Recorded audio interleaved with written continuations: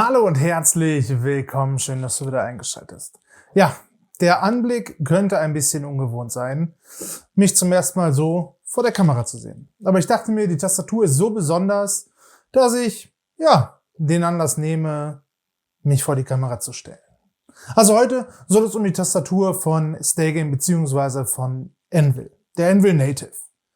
Anvil hat mir die Tastatur in der Zusammenarbeit zum Black Friday gegeben, als ich für Anvil Produktfotos gemacht habe. Und Stay, falls du dieses Video siehst, keine Sorge, es gibt keine Werbung zu irgendwelchen Matratzen oder VPNs. Aber lasst uns die Tastatur mal auf den Tisch legen und dann schauen wir uns das Ganze mal ein bisschen genauer an.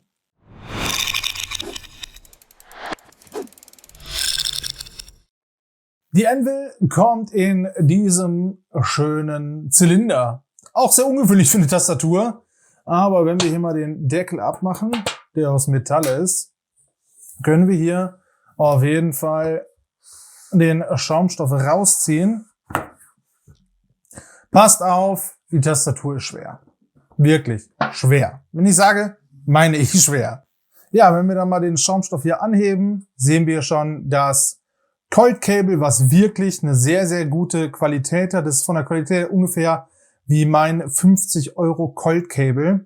Leider ohne Aviator-Anschluss, also ohne den Quick Connect. Wir kriegen eine kurze Anleitung, die personalisiert ist. Ja, danke für die Sahnebilder und deinen Support. Immer wieder gern. Und hier ist auch schon das Keyboard. Ich habe gerade das rote Case verbaut. Da habt ihr schon mal den ersten Blick auf das Board. Und dann kriegt ihr noch dazu in so kleinen Tüten, richtig süß gemacht. Das ist das, was ich meine. Das ist wirklich mit ganz, ganz viel Liebe alles gemacht. Einmal schwarze Keycaps.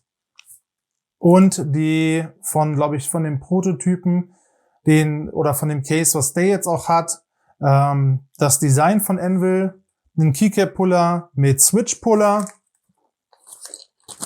Und hier sind, glaube ich, weitere Keycaps drinne mit den Akzentfarben.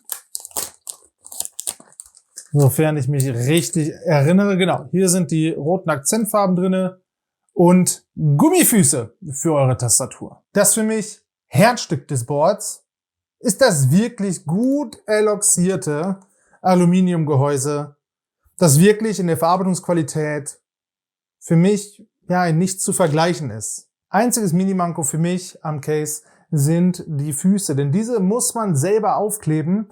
Leider hatte ich das Problem, dass mir schon 2 oder 3 Mal jetzt diese Füße abgegangen sind, nachdem ich sie aufgeklebt habe. Ich weiß nicht, ob es an meiner Reinigung der Stellen lag am Case oder am Kleber selber, kann ich nicht beantworten, aber diese halten jetzt hier ziemlich gut. Und ja, für 3 € hätte ich vielleicht erwartet, dass diese schon dran befestigt sind. Als ich das erste Mal das Keyboard zum Tippen auf den Tisch gelegt habe, ist mir eine Sache stark aufgefallen, mit der ich so nicht gerechnet hatte. Das PCB Plate Sandwich hat ohne Ende Flex und gleicht da viel mehr einer Gasket-Mounted Tastatur als einer Tray-Mounted Tastatur.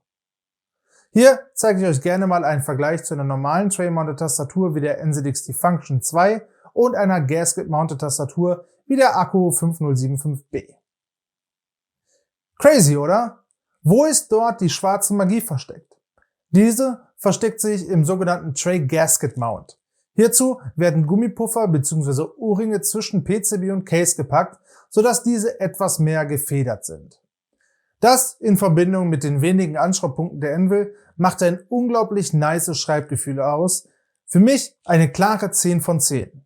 Der Flex, die Switches mit den wirklich unglaublich hochwertigen Dye-Sub PBT Keycaps runden das Ganze wirklich schön ab. Das PBT hat den Vorteil, dass es nicht so schnell anfängt zu glänzen und speckig zu werden. Im Gegensatz zu ABS. Ich habe mich bei der Native damals für Gatron Yellows entschieden. Ich habe bei Stay im Video außerdem gesehen, dass er die auch gewählt hat. Sehr, sehr gute Wahl, by the way. Das sind vorgelobte Switches, die für mich so der Go-To sind, wenn es um Pre-Built Keyboards geht. Mit 50 Gramm Auslöseweg bieten diese ein Stockgefühl, was man auch so von vielen Tastaturen mit Kyle Reds kennt. 2 mm Auslöseweg mit 4 mm Bottom-Out machen diesen Switch zu einer runden Sache, zu einem guten Allrounder. Natürlich sind dies keine reinen Gaming-Switches. Ja, da kann man dann besser bei Anvil die Gateron Speed Silver wählen. Aber die Gateron Yellows bieten halt einfach ein sehr, sehr gutes Gesamtbild. Denn sie sind vorgelobte Switches, haben einen sehr, sehr guten Klang, sind sehr, sehr smooth dafür, dass sie Factory Looped sind.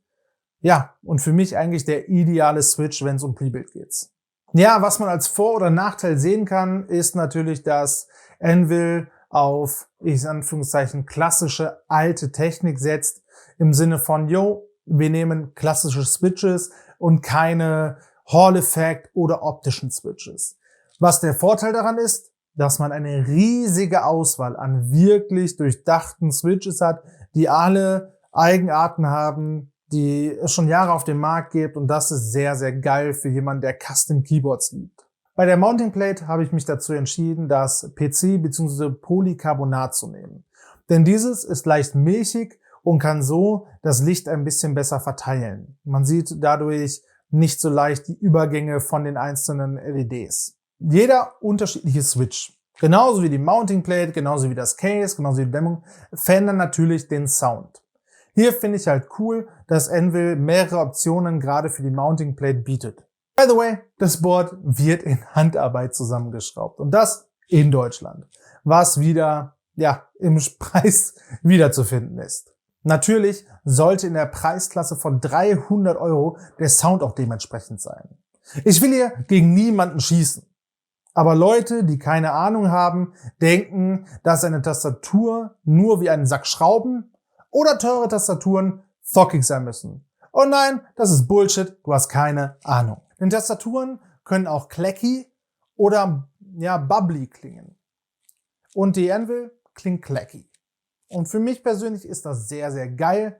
Aber ich zeige euch gerne mal einen Vergleich mit denselben Switches, Gateron Yellows. Habe ich einige Tastaturen da und die zeige ich euch mal im Vergleich, damit ihr wisst, wie das Case, die Plate einen Unterschied macht auf den Sound. Am besten genießt ihr das Ganze mit Kopfhörern.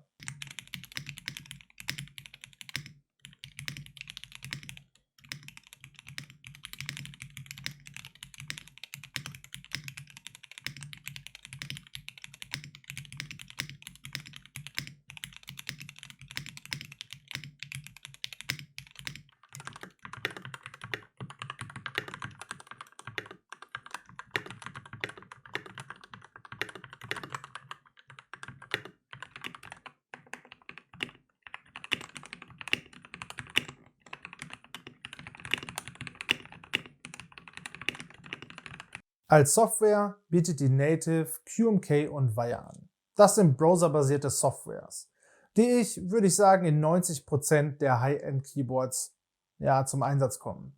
Mit Wire habt ihr die Möglichkeit, grafisch einfach aufgebaut alle eure Funktionen wie Bindings, Makros, Belichtung etc. einzustellen. So wie man es halt auch eigentlich von der Software, die man installiert, kennt.